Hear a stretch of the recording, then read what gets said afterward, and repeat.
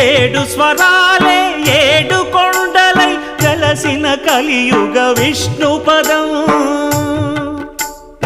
అన్నమయ్య జననం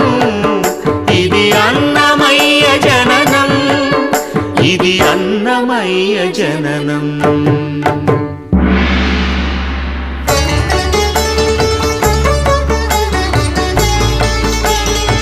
హరిషడ్వర్గము తెగనరికే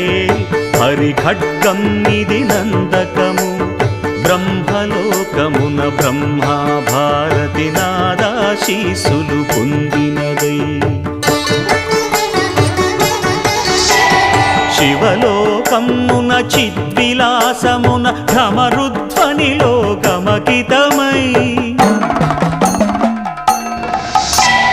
దివ్య సభలలో